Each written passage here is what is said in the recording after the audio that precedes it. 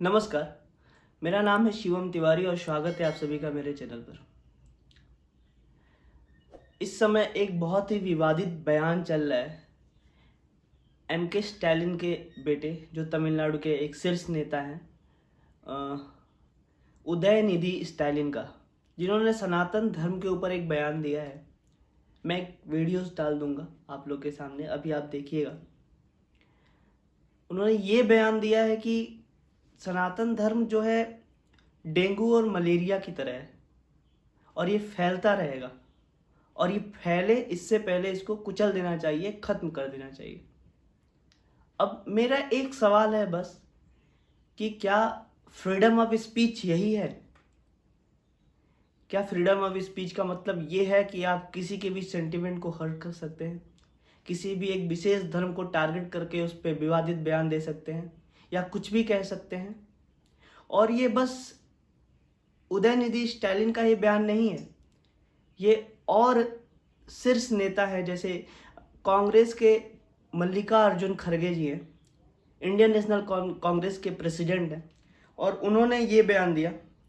देखिए आप सभी भी। ऐसे मोदी जी को अगर और शक्ति मिलेगी देश में, सनातन धर्म और आरएसएस की हुकूमत आएगी। आरएसएस और सनातन धर्म की हुकूमत आएगी। What do you mean by हुकूमत?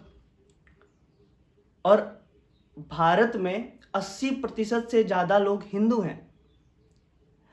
भारत विश्व का इकलौता ऐसा देश है जो 80% हिंदू होने के बावजूद विश्व की सबसे ज़्यादा मस्जिदें भारत में पाई जाती हैं। भारत में तमाम प्रकार के लोग रहते हैं। भारत में तमाम प्रकार की जातियां, तमाम प्रकार के धर्म, यानी हर एक प्रकार के धर्म, बौद्ध, जैन, क्रिश्चियन, हिंदू, सिख, ईसाई, सब रह रहे हैं। भारत एक इकलौता ऐसा देश है जो इन 80% हिंदू होने के बावजूद भी अपनी ही बात पे दबा रहता है। क्यों? ऐसा क्यों है? आप कमेंट करके जरूर बताइएगा कि क्या ये जो बयान दिए जा रहे हैं, क्या ये सही है या गलत है? क्या हमें इन बयानों पर कोई एक ठोस कदम उठाना चाहिए, या कि सेंट्रल गवर्नमेंट को कोई एक ठोस कदम उठाना चाहिए, या फ्रीडम ऑफ स्पीच को समझ में सही से पा रहे हैं ये लोग कि नहीं? Freedom of speech article 19(1)(a) का जो लिखना है वो ये है कि फ्रीडम ऑफ स्पीच, आपको बोलने का संपूर्ण अधिकार है, आप कुछ भी बोल सकते हैं, आपके पास फ्रीडम ऑफ स्पीच है। लेकिन उस फ्रीडम ऑफ स्पीच में ये भी कहा गया है कि आप जो बोल रहे हैं वो एक मर्यादा में रह के बात करें।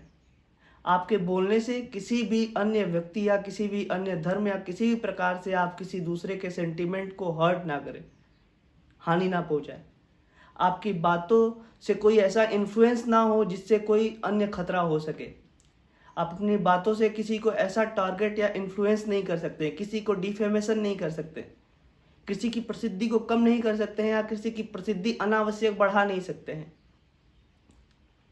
अभी जल्द ही एम.के. स्टैलिन के बेटे उदयनिधि स्टैलिन का ये बयान आया, और उसके बाद कांग्रेस के शीर्ष नेता जो हैं मल्लिकार्जुन खड़गे, जो इंडियन नेशनल कांग्रेस के प्रेसिडेंट हैं, उनके बेटे का एक बयान आया है।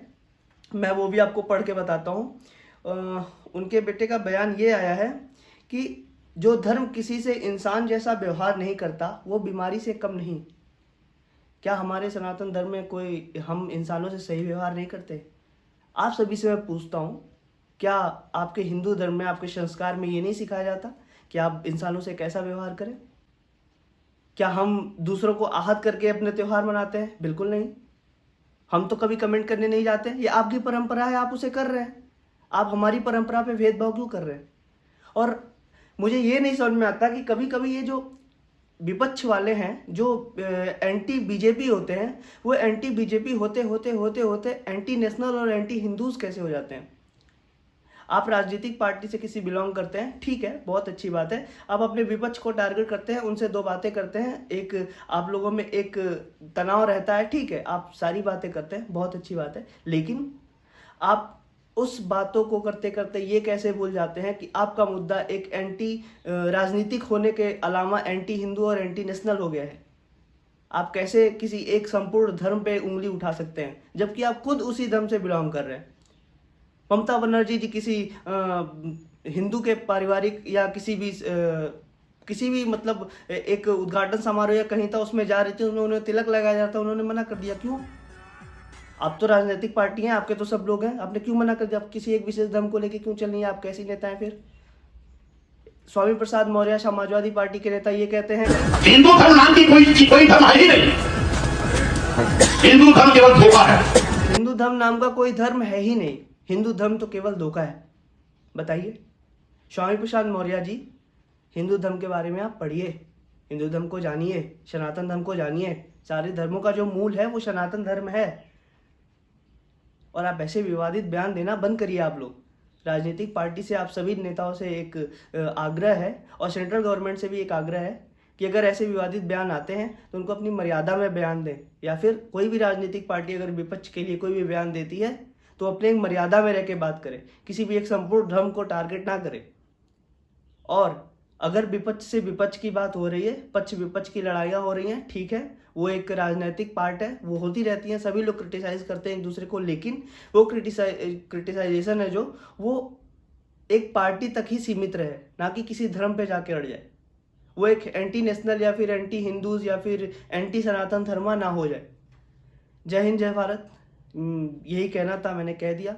और इस वीडियो के माध्यम से मैं ये तो नहीं कहूँगा लाइक करिए, शेयर करिए, सब्सक्राइब करिए, शेयर जरूर करिए, भूल गया मैं। लाइक कमेंट करके जरूर बताइए कि मेरी बातें कैसी है, क्या मैं सही कह रहा हूँ कि नहीं, मेरी बातें सही हैं कि नहीं। और शेयर जरूर करिए अधिक से अधिक लोग को। धन्यवाद। जय हिंद, जय भारत।